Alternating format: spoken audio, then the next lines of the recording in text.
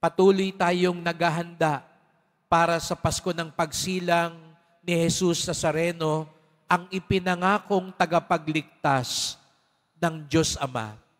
At sa araw na ito, muli nating narinig ang mahabang talaang kanan ni Jesus Nazareno.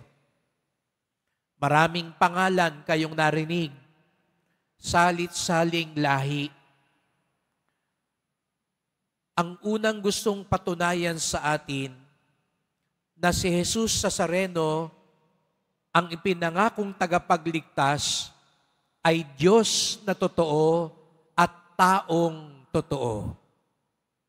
Diyos na totoo sapagkat sa pamamagitan, makikita natin yan pagdating ng mga araw, sa pamamagitan ng Espiritu Santo, kaya siya ipaglilihi ng mahal na Birheng Maria, anak ng Diyos. Ngunit upang lalong maipamalas ang kanyang pakikiisa sa atin, hindi lang siya nahulog sa langit, naging bahagi siya ng isang pamilya. Katulad ng lahat sa atin. Wala naman sa atin, kahit na minsan pakot siyang sinasabing putok sa buho,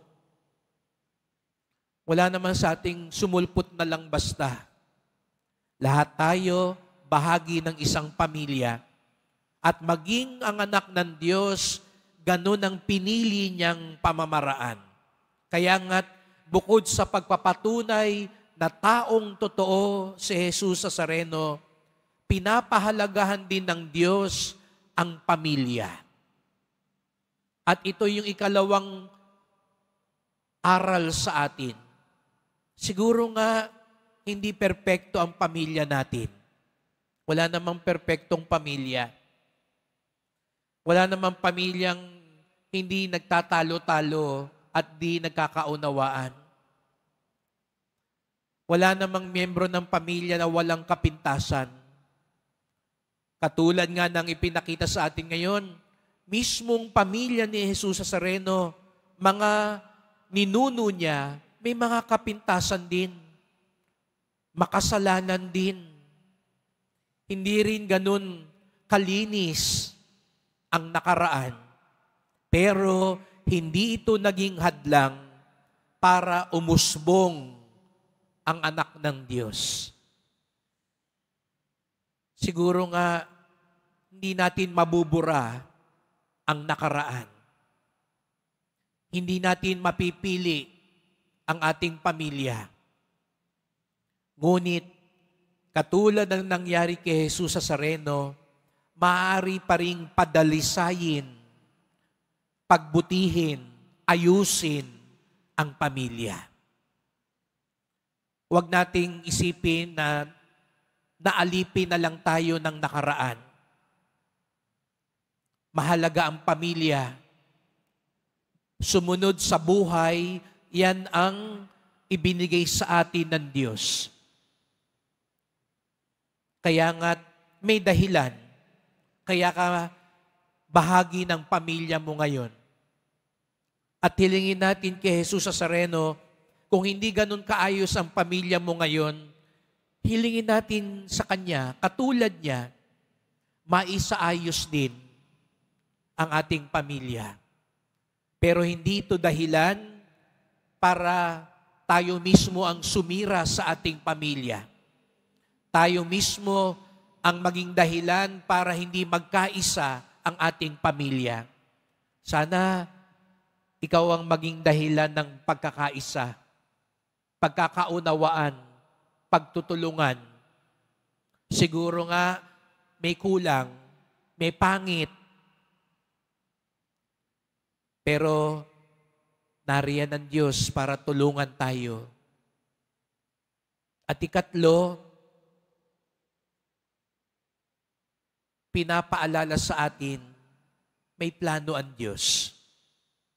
Kung papaano sa hindi ganun kaayos na pamilya, doon dumating si Jesus Nazareno, doon dumating ang unang Pasko pinapakita sa atin may plano ang Diyos.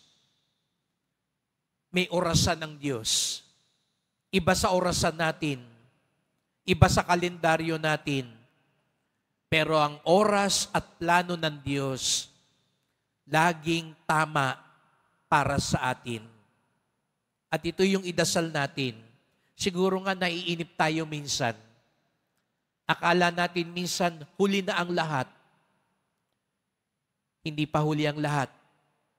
Kaya ka pinagsimba ngayon, gusto siguro sabihin sa iyo ng Poong Nazareno,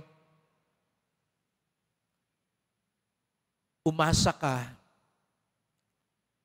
magtiyaga ka, patuloy ka magtiwala, sapagkat sa kanyang pamamaraan, sa kanyang orasan, magaganap ang pinakatama para sa ating lahat. Huwag ka kagad umatras, umalis, sumuko o kumalas.